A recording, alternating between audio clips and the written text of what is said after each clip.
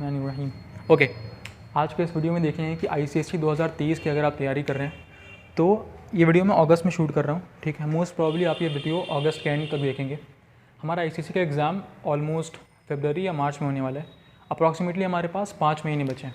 इन 5 महीने में किस तरीके से तैयारी करनी है, अगर आपने अभी तक कुछ भी नहीं पढ़ा है या आपने थोड़ा बहुत पढ़ रखा है बट तैयारी ठीक से नहीं चल रही है, डायरेक्शन लेस तैयारी चल रही है, तो आज हम इस वीडियो में देखने वाले हैं कि किस तरीके से हमें एक डायरेक्शन में काम करना है ताकि हम फरवरी मार्च तक अपने आप को 100% प्रिपेयर कर लें अपने ICSE एग्ज़ाम के लिए, ठीक है। सबसे पहली चीज़ जो मैं आपको लोगों के दिमाग में डालना चाहता हूँ वो ये है कि अपना सिलेबस जानना बहुत ज़रूरी है। मेजॉरिटी बच्चे गलती करते हैं कि अभी कितने ऐसे बच्चे होंगे, मैं गारंटी दे के कह सकता हूँ कि अगस्त में वीडियो शूट हो रहा है, तुम या तो अगस्त में देखोगे, ठीक है, या उसके बाद देखोगे, तुमने सिलेबस डाउनलोड ही नहीं किया होगा ICSE का। I can guarantee lot of students of you have not yet download the syllabus. सबसे पहले क्या करना है, ICSE की वेबसाइट पे जाओ और सिलेबस डाउनलोड कर लो, या फिर इस वीडियो के डिस्क्रिप्शन बॉक्स में सिलेबस आपको मिल जाएगा सारे सब्जेक्ट्स का, ठीक है, लिंक मिल जाएगा, उसमें आपको सिलेबस दिया रहेगा। सिलेबस को अच्छे से गो थ्रू करना है, किताब खोल के बैठना है, सिलेबस को गो थ्रू करना है कि कौन से ऐसे चैप्टर्स हैं, कोई ऐसा पोर्शन तो नहीं है जो कि कट गया है, एक्चुअल में चेंजेस आए हैं कि नहीं आए, हर सब्जेक्ट के वाइज देखना है आपको, ठीक है। फिजिक्स में कुछ चेंजेस आए कि नहीं, बायो में कुछ आया है कि नहीं, केमिस्ट्री में आया है कि नहीं, देखना है। तो सिलेबस जानना बहुत ज़रूरी है। पता चला कि कोई चीज़, कोई एक ऐसा पोर्शन है किसी चैप्टर का जो कि कट चुका है सिलेबस से और आप फिर भी उसको पढ़े जा रहे हैं, तो इसका कोई फ़ायदा नहीं है। पहली चीज़ होगी। दूसरी चीज़ सबसे important, reality check. Reality check का मतलब कि अपने आप को पहचानना ज़रूरी है। अभी हमारे पास मुश्किल से 5 से 6 महीने बचे हैं, 5 महीने मान के चलो। इन 5 महीने में हमें एनालाइज़ करना है कि हमें एक्चुअल में टारगेट क्या है हमारा स्ट्रॉन्ग और वीक सब्जेक्ट्स, स्ट्रॉन्ग और वीक टॉपिक्स क्या है, स्ट्रॉन्ग और वीक हमें ये जानना ज़रूरी है। तो क्या करो, एक पेपर लो, ठीक है, एक पेपर लो और इस पर अपना तमाम चैप्टर्स लिख लो, ठीक है, और फिर उसके बाद उसमें टिक मारो जो चैप्टर्स तुम्हारे अभी तक स्ट्रॉन्ग हो चुके हैं। स्ट्रॉन्ग मतलब लिटरली स्ट्रॉन्ग। स्ट्रॉन्ग से मतलब क्या है कि तुमने उस चैप्टर का स्कूल में या फिर कोचिंग में लेक्चर अटेंड किया है, ठीक है, उस चैप्टर को अपने से पढ़ा है, उसके क्वेश्चन सॉल्व किए हैं, तब जाके उस चैप्टर को तुम स्ट्रॉन्ग कह सकते हो। तो जो चैप्टर तुम्हारा हो गया है उसमें तुम्हें टिक मार्क कर देना, और जो चैप्टर तुम्हारा नहीं हुआ है, ठीक है, उसमें या तो तुम्हें क्रॉस मार्क कर देना, ठीक है, कि ये चैप्टर, या फिर ब्लैंक छोड़ सकते हो, जो भी तुम्हारे मन, ठीक है। अब तुम्हें एनालाइज करना है कि मेरे टिक यानी कि स्ट्रॉन्ग टॉपिक्स या चैप्टर्स कौन कौन से हैं, हर सब्जेक्ट के तुमको ऐसे एनालाइज करना है, और फिर ये एनालाइज करना है कि ऐसे कौन से चैप्टर्स हैं जो कि मेरे स्ट्रॉन्ग नहीं है। एक बार आपका ये एनालिसिस हो गया कि कौन सा चैप्टर स्ट्रॉन्ग है, कौन सा चैप्टर स्ट्रॉन्ग नहीं है, अब आपके पास एक क्लियर माइंड मैप है कि अगले 5 महीनों में आपको किन चीज़ों पे ज़्यादा फोकस करना है, किन चीज़ों पे ज़्यादा फोकस नहीं करना है, ठीक है। एक चैप्टर अगर मेरा स्ट्रॉन्ग है, उसमें मैंने टिक मार्क कर दिया है, तो इसका मतलब जो टिक मार्क किए हुए चैप्टर्स हैं उनको मुझे रिविजन तो करना ही है, लेकिन जो क्रॉस किए हुए चैप्टर्स हैं, यानी जो चैप्टर्स मेरे स्ट्रॉन्ग नहीं है, वीक है, उन पे भी मुझे फोकस करना है, क्योंकि हमारा गोल कोई एक पर्टिकुलर नंबर अचीव करना नहीं है। 90% और 95% या जो भी आपको समाज के थ्रू या आपके खुद के फैमिली में एक नंबर डिसाइड कर लिया कि इतने नंबर लाओगे तो अच्छा है, ठीक है। अपने आप को एक नंबर से लिमिटेड मत रखो, ठीक है, ये तमाम चीज़ें गलत हैं। आपको अभी किस चीज़ पे फोकस करना है, आने वाले 5 महीने में अपना 100% प्रिपरेशन किस तरीके से करना है, ठीक है। जितना भी सिलेबस मेरा बाकी है उसको कैसे कवर अप करना है, ठीक है। प्रिपरेशन पे 100% प्रिपरेशन पे, 90% मार्क्स या 95% मार्क्स पे नहीं, बल्कि 100% प्रिपरेशन पे फोकस होना चाहिए। प्रिपरेशन में क्या आ गया, तुम्हारे लेक्चर्स भी आ गए, अगर आप ऑनलाइन देखते हो ऑफलाइन देखते हो जो भी है, कोचिंग करते हो तो लेक्चर्स भी आ गए, रिवीजन भी आ गया, नोट्स भी आ गया, क्वेश्चन सॉल्विंग भी हो गया, प्रीवियस क्वेश्चन सॉल्विंग भी हो गया, मॉक टेस्ट भी हो गया, रिवीजन भी हो गया, सारा चीज़ हो गया उसमें। वो 100% प्रिपरेशन, हमारा फोकस 100% प्रिपरेशन पे होना चाहिए। एट द एंड रिजल्ट अल्लाह सुब्हानहू व तआला के हाथ में, ठीक है। तो अपने आप को किसी नंबर से लिमिटेड मत रखो और उस पर प्रेशर बनता है खामखा, क्योंकि बहुत से बच्चों के साथ मैंने देखा है, स्टूडेंट्स के साथ क्या होता है, हाफ ईयरली आने वाला है, ठीक है, यूनिट टेस्ट में मान लो किसी सब्जेक्ट में अच्छा नहीं हुआ या हाफ ईयरली में बहुत ख़राब हुआ, तो अब क्या मान लेते हैं कि यार ये जो नंबर लिया था अब ये तो नहीं हो पाएगा, ठीक है, क्योंकि ये सब्जेक्ट वीक हो गया है। तो इस तरीके से सोचना सरासर गलत है। तुम्हारा फोकस होना चाहिए कि किस तरीके से सारे सब्जेक्ट का 100% प्रिपरेशन होना चाहिए। ऐसा बिल्कुल मत सोचना कि हिस्ट्री अच्छा लग रहा है तो हिस्ट्री पढ़ रहे हैं, मैथ्स को इतना फोकस नहीं दे रहे हैं, ऐसा नहीं। तुम्हें नहीं पता एग्जाम के दिन क्या होने वाला है, ठीक है। अगर तुम ये सोच के चल रहे हो कि बोर्ड में जो मेरे नंबर है वो बेस्ट ऑफ 5 लिए जाते हैं, राइट, हम सबको पता है कि बोर्ड में जो नंबर है वो बेस्ट ऑफ 5 लिए जाते हैं। तुम सोच रहे हो कि कोई एक ऐसा सब्जेक्ट है जिसको मैं ढील दे देता हूँ। ढील नहीं देना है किसी भी सब्जेक्ट में, क्योंकि एट द एंड आपको नहीं पता, आपको लग रहा है कि आपका इस particular subject, for example let's say maths आपका बहुत स्ट्रांग है, एग्जांपल लेते हैं, ठीक है, मैथ्स हमारा बहुत स्ट्रांग है, तुम्हें लग रहा है मैथ्स में तो 95 के ऊपर लाएंगे ही लाएंगे इस साल, बट हो सकता है कि बोर्ड एग्जाम देने गए और कुछ इधर उधर कुछ मिस्टेक हो सकता है जिसकी वजह से जो डिज़ायर्ड रिजल्ट है वो नहीं मिला। तो ये सोच के नहीं चलना है कि मेरे 5 ऐसे जो सब्जेक्ट्स है 5 पे ही फोकस करेंगे, बाकी पे फोकस नहीं करेंगे। हमें हर सब्जेक्ट पे इक्वली ध्यान देना है और एक्सक्यूज़ेस नहीं देना है। कैसे एक्सक्यूज़ेस? जैसे कि मैंने अपनी स्टूडेंट लाइफ में देखा, आसपास फ्रेंड्स को और इवन अभी स्टूडेंट्स को देखता हूँ, ये एक्सक्यूज़ देते हैं कि ये चीज़ मुझसे होता ही नहीं है तो नहीं करेंगे, या मुझसे मेमोराइजेशन तो होता ही नहीं है, या मुझसे न्यूमेरिकल्स तो होते ही नहीं है। ये सब बकवास चीज़ें हैं, ठीक है, ये सब बकवास चीज़ें। एक्सक्यूज़ेस को साइड करो, एक्सक्यूज़ेस को साइड करो, कोई एक्सक्यूज़ नहीं देना है। हाँ, ये चीज़ पहचाननी ज़रूरी है, जैसे आपके स्कूल के एग्ज़ाम के थ्रू या कोचिंग के एग्ज़ाम के थ्रू आपको ये पता चल जाता है कि आपकी क्या मिस्टेक्स हो रही हैं। आपका मेमोराइजेशन वीक है, या आपसे न्यूमेरिकल सॉल्व नहीं होता, या फिर आपसे मैथ्स का कोई एक ऐसा पर्टिकुलर टॉपिक है जो कि आपसे सॉल्व नहीं हो रहा है, तो उसको पकड़ के छोड़ना नहीं है, ठीक है। अगर ये चीज़ पता चल गई कि ये चीज़ वीक है, ये चीज़ प्रॉब्लम है, तो उसे सॉल्व करना है, ठीक है, उसके लिए टाइम निकालना है, सॉल्व करना है। ये चीज़ मैं कहना चाह रहा था रियलिटी चेक से, ठीक है। ये चीज़ हमारी कंप्लीट, ये पॉइंट भी कंप्लीट। नेक्स्ट चीज़ जो मिस्टेक काफ़ी स्टूडेंट्स करते हैं वो ये है कि रूटीन हम स्टूडेंट्स कैसे बनाते हैं। देखो, हम स्टूडेंट्स मिस्टेक क्या करते हैं, हम रूटीन कैसे बनाते हैं, हम इस तरीके से टाइम टेबल बनाते हैं। टाइम टेबल ऐसे नहीं बनाना चाहिए। कैसे बनाते हैं हम लोग? 9 बजे उठेंगे, ठीक है, 9:30 तक फ्री हो जाएंगे, 9:30 से लेकर 10:30 तक ये पर्टिकुलर टॉपिक पढ़ेंगे, फिर 5 मिनट का ब्रेक लेंगे। इतने सुधरे तो हम लोग हैं नहीं कि 5 मिनट का ब्रेक लेंगे और 5 मिनट में ही ख़त्म, राइट। बहुत सारे डिस्ट्रैक्शंस हैं हमारे पास। तो हुआ क्या, तुमने 9 बजे उठने का सोचा, तुम 9 बजे नहीं 9:10 में उठे या 9:30 बजे उठे छुट्टी के दिन, तो क्या हो गया, ये पूरा शेड्यूल जो है ये बैकलॉग में चला गया। जो भी तुमने आगे डिसाइड किया था सारा चीज़ बैकलॉग में चला गया। अब इससे क्या होगा, फ्रस्ट्रेशन डेवलप होगा। करना क्या है, जो कि मैंने बोला, रियलिटी चेक जब आप कर रहे हो, अपना एक पन्ने पे, डायरी पे सारे टॉपिक्स लिख रहे हो और अपने स्ट्रॉन्ग और वीक एनालाइज कर लिया। अब आपको पता है कि अगले आने वाले मंथ्स में, 5 महीने में क्या क्या चीज़ें मुझे करनी है।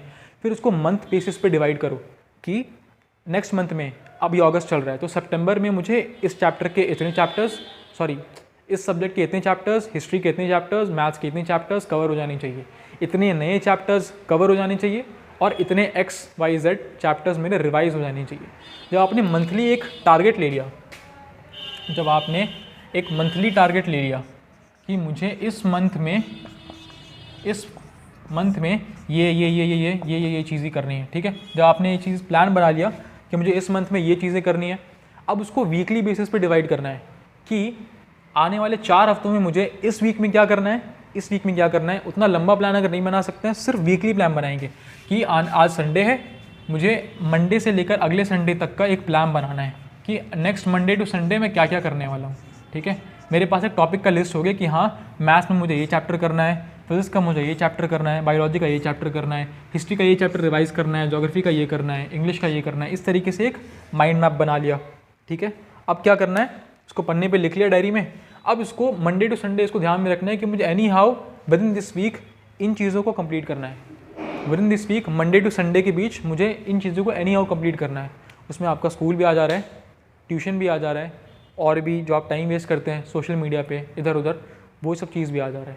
पर जब आप ये चीज़ दिमाग में रखेंगे कि मुझे एनी हाउ इन चीज़ों को कंप्लीट करना है, शुरुआत में क्या होगा, क्योंकि 2 साल लॉकडाउन की वजह से क्या हुआ कि हम स्टूडेंट्स जो हैं काफ़ी ज़्यादा इनडिसिप्लिन हो गए, हमारा डिसिप्लिन बिल्कुल चला गया। तो स्टार्टिंग में जब आप खुद को डिसिप्लिन करने की कोशिश करेंगे तो ये दिक्कत आएगी कि आपने 100% नहीं दे पाएंगे। आपने 100% एक टारगेट लिया कि ये 8 चीज़ें जो मुझे करनी है, 8 नहीं हो पाएंगी, 8 में से 6 होंगी, 8 में से 5 होंगी, कुछ लोगों के 8 में से 5 भी नहीं हो पाएंगे, 8 में से 4 होंगी। तो उसमें छोड़ना नहीं है, ठीक है, कि यार ये मेथड बेकार है। मेथड बेकार नहीं है। 8 में से अगर 4 भी हो रही हैं तो नेक्स्ट डे फिर से टारगेट बनाओ और जो पिछला छूट गया उसको भी इंक्लूड करने की कोशिश करिए। रूटीन बनाने का प्रॉपर तरीका हम लोगों ने देख लिया। वीडियो को क्रिस्प रखते हैं, शॉर्ट रखते हैं, बहुत लंबा नहीं करना है, ठीक है। नेक्स्ट चीज़, स्टॉप कंपैरिजन। यहाँ कंपैरिजन किसकी बात कर रहा हूँ मैं? इन जनरल जो हम लोग मार्क्स का करते हैं उसकी तो बात हो ही रही है, पर मार्क्स के साथ साथ जो कंपैरिजन हम लोग करते हैं कि आपने देखा आपके क्लास का जो बच्चा है जो बहुत अच्छे नंबर ला रहा है, लेट्स से आपका क्लास का टॉपर है, ठीक है, हमेशा से टॉप करता आ रहा है, वो बच्चा आपके साथ घंटे 2 घंटे पबजी भी खेलता है, सोशल मीडिया पे भी काफ़ी स्टोरी डालता है, स्नैपचैट पे भी काफ़ी एक्टिव है। तो आप देख रहे हैं सोशल मीडिया पे भी काफ़ी एक्टिव है, हमारे साथ वीडियो गेम्स भी खेलता है, टाइम पास भी करता है और अच्छे नंबर भी ला रहा है। तो इस तरीके से आपने कंपेयर कर लिया खुद को उससे और ये सोचा कि ये कर रहा है इतना सारा टाइम पास, तो ज़रूरी नहीं है कि हम भी करेंगे तो हमारे नंबर नहीं आएंगे। तो आपने ये सोच लिया कि वो टाइम पास कर रहा है, उसके अच्छे नंबर आ रहे तो हमारे भी अच्छे नंबर आ ही जाएंगे टाइम पास करने से। नहीं, हर स्टूडेंट अलग होता है। कुछ ऐसे स्टूडेंट्स होते हैं जिनको थोड़ा ज़्यादा टाइम देना पड़ता है किसी पर्टिकुलर टॉपिक पे, कुछ ऐसे स्टूडेंट्स होते हैं जिनको उस टॉपिक पे कम टाइम देना पड़ता है। कोई ऐसा स्टूडेंट भी है जिसको बहुत ज़्यादा टाइम नहीं लगता है साइंस पढ़ने में, कि उसने लेक्चर अटेंड किया क्लास में, ऑनलाइन या ऑफलाइन जो भी, ठीक है, लेक्चर अटेंड किया, उसका नोट्स बनाया, एक बार रिवीजन कर लिया, 2 बार रिवीजन कर लिया, उसके दिमाग में बैठ गया। कुछ ऐसे स्टूडेंट्स हैं जिनको 5-6 बार पढ़ना पड़ता है तब जाके दिमाग में बैठता है, ठीक है। अलग अलग सब्जेक्ट का भी अलग अलग होता है। किसी को ऐसा होता है कि हिस्ट्री ज्योग्राफी बहुत अच्छे से जल्दी याद हो जाता है, इंटरेस्ट है उस चीज़ में, किसी को नहीं होता है उस चीज़ में इंटरेस्ट, किसी को होता है कि साइंस अच्छे से हो जाता है, हिस्ट्री ज्योग्राफी याद करने में बोरिंग लगता है। तो अपने अकॉर्डिंग डिसाइड करना है, ठीक है। अगर आपको लगता है, आपको ये खुद पता करना चाहिए कि आप दिन में या पूरे हफ्ते में कितना टाइम अफोर्ड कर सकते हैं अपने एंटरटेनमेंट में या अपने सोशल मीडिया में या गेम्स में, जो भी आप इसमें टाइम स्पेंड कर रहे हैं। आपको अपना खुद सेल्फ एनालिसिस करना है। क्या करना है? Self analysis. सेल्फ एनालिसिस इस बात का करना है कि वेयर डू आई स्टैंड, मैं कहाँ पे स्टैंड कर रहा हूँ। क्या मैं उस स्थिति में हूँ कि मैं दिन में 1 घंटा 2 घंटा टाइम पास कर सकता हूँ वीकडेज़ में या वीकेंड्स में, जो भी। अगर उस स्थिति में हो तो अपने हिसाब से डिसाइड कर सकते हो, तुम किस लेवल पे हो तुम ही जानते हो। क्या मैं उस स्थिति में हूँ कि मैं 2-2 घंटे पबजी खेल सकता हूँ, या हर 2 दिन में दोस्तों के साथ बाहर निकल जा रहा हूँ, 2-2 घंटे 3-3 घंटे स्पेंड करके आ रहा हूँ। तो हर स्टूडेंट का सिचुएशन अलग है, अपनी सिचुएशन के हिसाब से डिसाइड करना है और ऑनेस्ट रहना है खुद से। ऑनेस्ट रहने का मतलब कि अपने आप को बेवकूफ़ मत बनाओ कि हाँ यार उसका हो रहा है तो मेरा भी हो जाएगा, या लास्ट मिनट में पढ़ लेंगे, लास्ट मंथ में कर लेंगे, ठीक है, यूट्यूब देख के वन शॉट वीडियोज़ देख के कर लेंगे। तो ऐसा नहीं होता है। 1 शॉट वीडियोज़ रिविजन के लिए है, ठीक है। एकदम जिसने साल भर नहीं पढ़ा है उसका बहुत मुश्किल होने वाला है। तो अभी हमारे पास 5 महीने, लिटरली बता रहे हैं, 5 महीने काफ़ी होते हैं आईसीएसई बोर्ड एग्ज़ाम को क्रैक करने के लिए। अच्छे नंबर उसमें आराम से आ सकते हैं अगर 5 महीने निरंतर कंसिस्टेंसी के साथ फोकस किया आप। ये पॉइंट भी क्लियर हो गया। 5th पॉइंट क्या है यहाँ पे, बहुत important, star mark. 3 star mark मारे मैंने इसमें। PYQs, आईसीएसई बोर्ड एग्ज़ाम का एक पैटर्न समझने के लिए, किस तरीके के सवाल आते हैं किस चैप्टर से, ये समझने के लिए प्रीवियस ईयर क्वेश्चन बिल्कुल दिमाग में छप जाने चाहिए, ठीक है। प्रीवियस ईयर क्वेश्चन बिल्कुल दिमाग में प्रिंट हो जानी चाहिए। उसके लिए तुमको हर चैप्टर के बाद, जब चैप्टर जैसे कंप्लीट हुआ, उसको जैसे हम लोग ने लेक्चर लिया, ठीक है, तो क्लासेस हो गए तुम्हारे, चैप्टर कंप्लीट हो गया, घर पे खुद से चैप्टर को पढ़ लिया। अब उसके प्रीवियस ईयर क्वेश्चन भी उठा कर देखो कि इस चैप्टर से पिछले 5 सालों में किस तरीके के सवाल आए, इस चैप्टर से पिछले 5 सालों में किस तरीके के शॉर्ट आंसर आए, किस तरीके के लॉन्ग आंसर आए, किस तरीके के 1 मार्क क्वेश्चन आए, किस तरीके के लॉन्ग आंसर क्वेश्चन आए। इस चीज़ का दिमाग में क्लियर होना ज़रूरी है, ठीक है। आईसीएसई जो हमारा स्पेसिमेन पेपर रिलीज़ करता है, मॉडल पेपर रिलीज़ करता है, ऐसे बहुत से पब्लिकेशंस है, अरिहंत है और सवाल है, ऐसे क्या है पब्लिकेशंस है जो कि क्या करते हैं, क्वेश्चन बैंक निकालते हैं। उन क्वेश्चन बैंक को सॉल्व करिए। क्वेश्चन प्रीवियस क्वेश्चन के अकॉर्डिंग सॉल्व करना ज़रूरी है, ठीक है। एक बार PYQs तुम्हारा सॉल्व हो जाएगा तो तुम्हें आइडिया लग जाएगा किस तरीके के सवाल आते हैं। मैं ये नहीं कह रहा हूँ कि ये इंपॉर्टेंट टॉपिक है, ये इंपॉर्टेंट टॉपिक नहीं है इस चैप्टर का, वो सारी चीज़ें बकवास होती हैं, ठीक है। चैप्टर पूरा ही पढ़ना है, सिलेबस 100% कवर करना है, ये बात दिमाग में रखो। 5 महीने इनफ है पूरा सिलेबस कंप्लीट करने के लिए, चाहे मैथ्स हो, साइंस हो, SST हो या इंग्लिश ही क्यों ना हो, ठीक है। सारे सबका सिलेबस इक्वली कंप्लीट करना है, ठीक है। 100% कंप्लीट करना है। अगेन 100% प्रिपरेशन करना है। हमारा फोकस अभी 100% सिलेबस कंप्लीशन पे होना चाहिए और अच्छे से होना चाहिए। ऐसा नहीं कि एक बार पढ़ के छोड़ दिया फिर रिवाइज ही नहीं किया, ठीक है। जिस नेक्स्ट पॉइंट पे मैं आने जा रहा हूँ, स्कूल टाइम से पहले यहाँ पे आता है रिवीजन में, ठीक है। जो इंपॉर्टेंट चीज़ है, क्या इंपॉर्टेंट चीज़ है रिवीजन। जब आपने क्लास अटेंड किया किसी भी टॉपिक का, मान लो बायोलॉजी में तुमने सर्कुलेटरी सिस्टम पढ़ा। अब सर्कुलेटरी सिस्टम तुमने या तो ऑफलाइन या ऑनलाइन यूट्यूब से किसी से भी क्लास अटेंड किया होगा तो कुछ नोट्स बनाए होंगे। अब घर जाने के बाद उन नोट्स का इमीडिएट रिवीजन करना है। ये चीज़ पर्सनली मेरे लिए भी इफेक्टिव थी और जिन लोगों ने किया उन्होंने भी बताया कि बहुत ज़्यादा इफेक्टिव होती है। टीचर्स भी इस तरीके से कहते हैं कि जो कॉम्पिटिटिव एग्जाम के टीचर्स होते हैं वो भी ये चीज़ सजेस्ट करते हैं कि इमीडिएट रिविजन बहुत ज़्यादा इंपॉर्टेंट है। क्यों इंपॉर्टेंट है? एक बार तुमने क्लास में आज पढ़ा, ठीक है, उसके नोट्स बनाए, नोट्स बनाते वक्त भी कुछ चीज़ें दिमाग में गई होंगी, कुछ चीज़ें मिस हो गई होंगी। जब घर जाके तुम इमीडिएटली उसी दिन रिवाइज करते हो उस टॉपिक को, एक पूरा नोट्स उसका एक गो थ्रू कर लेते हो अच्छे तरीके से, तब तुम्हें पता चलता है कि यार ये चीज़ जो है थोड़ी सी समझ में नहीं आई, या ये चीज़ जो है मैंने क्लास में ठीक से ग्रास्प नहीं कर पाया इस कंसेप्ट को, ठीक है, और ये चीज़ जो है अच्छे से प्रिंट हो जाएगी फिर तुम्हारे दिमाग में, तब तुम नोट्स को गो थ्रू करोगे, ठीक है। कुछ चीज़ें होंगी जो कि बहुत ज़्यादा क्लियर ऑब्वियस दिख रही होंगी नोट्स में, कुछ चीज़ें होंगी जो कि नहीं दिख रही होंगी ऑब्वियस, उनको गो थ्रू करना है अच्छे से ताकि दिमाग में प्रिंट हो जाए। जब वो दिमाग में छप गया उसके बाद फिर हमें बुक भी पढ़ना है। कंसाइज की हमारी बुक है, साइंस की अगर मैं बात करूँ, ठीक है, तो क्या करना है, नोट्स पढ़ लिए, अब फिर बुक गो थ्रू करो, क्वेश्चंस गो थ्रू करो, ठीक है। इमीडिएट रिवीजन बहुत ज़रूरी है, और मल्टीपल रिवीजन इमीडिएट होना चाहिए लेक्चर के जस्ट बाद, और मल्टीपल रिवीजन भी बहुत ज़रूरी है। एक चैप्टर को बस एक बार रिवाइज कर लिया पूरे साल में, कुछ ऐसे ही बच्चे हैं एक या दो बार बस पढ़ा है उस चैप्टर को और सोच रहे हैं कि उसमें 100% ग्रास्प कर लिया, कहाँ से भाई, नहीं हो सकता ना। मल्टीपल रिवीजन ज़रूरी है। अब जो मैं आ रहा हूँ स्कूल टाइम, हम सबको पता है कि हमारा अगर डे स्कूल है, ठीक है, ऑफलाइन क्लासेस चल रही हैं, लगभग 6 से 7 घंटे या उससे ज़्यादा हम स्कूल में दे रहे हैं। ट्रैवल का टाइम इंक्लूड अगर कर लें तो और ज़्यादा हो जा रहे हैं, ठीक है। तो हमें पता है कि स्कूल में बहुत सारा टाइम हमारा वेस्ट हो जा रहा है, चाहे वो हम इधर उधर बातचीत करने में टाइम वेस्ट कर रहे हैं या फिर जो फ्री क्लासेस होती हैं उसमें टाइम वेस्ट कर रहे हैं। तो स्कूल का टाइम को यूटिलाइज़ करना बहुत ज़रूरी है। 6-7 घंटे बहुत कीमती होते हैं, ठीक है। अगर पूरा 6-7 घंटे भी यूटिलाइज़ ना करवा, उनमें से कुछ चंद घंटे भी अगर 100% यूटिलाइज़ कर लिया तो बहुत इफेक्टिव होने वाला है हमारे लिए। किस तरीके से? इवन अगर मान लो कोई ऐसा टीचर है स्कूल में जो कि 100% आपको एफर्ट नहीं दे रहा है, आपको उसकी पढ़ाई हुई चीज़ समझ में नहीं आ रही है, तब भी किताब खोल के बैठो, एटलीस्ट कुछ चीज़ दिमाग में जाएगा, ठीक है। क्योंकि मुझे मेजॉरिटी स्टूडेंट्स मेरे ये कहते हैं कि सर क्लास में पढ़ाते नहीं ढंग से, ठीक है, या क्लास में कुछ टीचर पढ़ाते हैं समझ में नहीं आता है, या फिर शोर हो रहा होता है, माहौल नहीं मिलता, एट्सेट्रा एट्सेट्रा। तुम एटलीस्ट किताब खोल के बैठो, जो टॉपिक सर पढ़ा रहे हैं अगर वो कोचिंग में हुआ है या नहीं हुआ है उससे फ़र्क नहीं पड़ता। जो टॉपिक सर पढ़ा रहे हैं, आज अगर सर हमारे रिप्रोडक्टिव सिस्टम पढ़ा रहे हैं तो मैं रिप्रोडक्टिव सिस्टम का बुक खोल के बैठूंगा, ठीक है। और सर जो पढ़ा रहे हैं उसको अगर सर का कुछ भी समझ नहीं आ रहा है, एटलीस्ट मैं उस चैप्टर को रीड करूँगा, मेरा वहाँ पे टाइम वेस्ट नहीं होगा। टाइम वेस्ट कहाँ करते हैं? इधर उधर सर पढ़ा रहे हैं, समझ में तो नहीं आ रहा है, कोचिंग वाले सर के भरोसे छोड़ दिया। अभी क्या करते हैं स्कूल में? टाइम पास करते हैं, बातचीत कर रहे हैं, और टू बी ऑनेस्ट वो भी ढंग से हो नहीं पाता है। जो टीचर क्लास में पढ़ा रहा है, कुछ बोल रहा है वहाँ से, तुम क्या ही टाइम पास कर लोगे वहाँ पे, क्या ही एंजॉय कर लोगे? इससे बेटर ये है कि उस टाइम को यूटिलाइज़ करो, ठीक है। डिसिप्लिन इज़ रियल फ्रीडम, ठीक है। अगर आपको लगता है कि डिसिप्लिन में फ्रीडम नहीं है, डिसिप्लिन ही रियल फ्रीडम है। अगर टाइम को प्रॉपरली मैनेज करेंगे तो आपके पास लेजर के लिए भी टाइम बचेगा, ठीक है, अपनी मस्ती के लिए भी टाइम बचेगा, एंटरटेनमेंट के लिए भी टाइम बचेगा, पढ़ाई के लिए भी टाइम बचेगा। डिसिप्लिन से नहीं करेंगे, आपके पास किसी चीज़ का सही से टाइम यूज़ नहीं हो पाएगा, ना पढ़ाई पे ढंग से कर पाए, पूरा साल निकल जाएगा, ना पढ़ाई ढंग से हुआ, ना ही एंटरटेनमेंट ढंग से हुआ। तो इस चीज़ का ध्यान रखना है कि स्कूल टाइम, क्लास टीचर अगर पढ़ा रहा है क्लास में तो उसको अच्छे से अटेंड करना है। एटलीस्ट 100% में से 30-40% तो तुम्हारे दिमाग में चला ही जाएगा, ठीक है। और जो फ्री पीरियड्स होती हैं, ठीक है, सारी तो मैं नहीं बोलूँगा, पर जितने भी फ्री पीरियड्स होते हैं उनको यूटिलाइज़ करने की कोशिश करो। जैसे स्कूल में तुम्हें काम दे देते हैं झूठ मूठ का, ठीक है, झूठ मूठ का तो नहीं, मतलब काम दे देते हैं स्कूल में।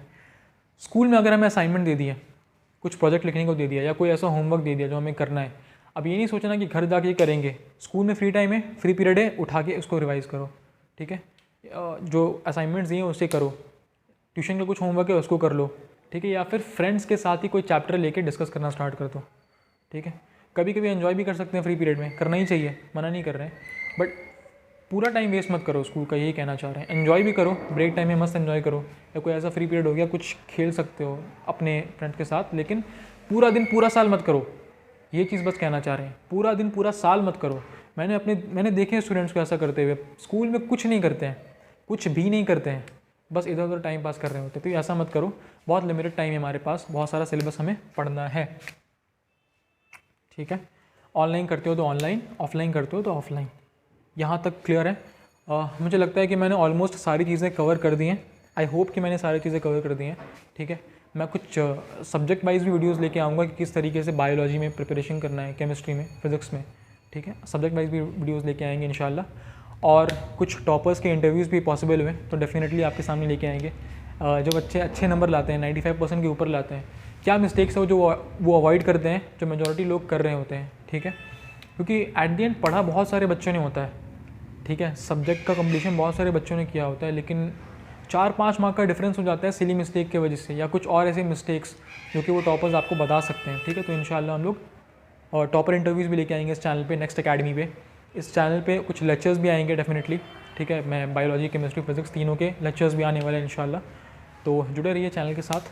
और एक चीज़ मैं कहना चाह रहा था कि यहाँ कोलकाता में हमारा ऑफलाइन इंस्टीट्यूट है, ठीक है। नेक्स्ट एकेडमी का कोलकाता में ऑफलाइन इंस्टीट्यूट है पिकनिक गार्डन में। तो अगर आप तोपसिया में, पिकनिक गार्डन में, बालीगंज में, पार्क सर्कस या 4 नंबर ब्रिज, 4 नंबर ब्रिज, ऐसे जो इलाके हैं जो कि तोपसिया पिकनिक गार्डन के आसपास हैं, वहाँ पे आप आ सकते हैं। हमारा ऑफलाइन सेंटर है, आप हमारे क्लासेस अटेंड कर सकते हैं। Thank you so much.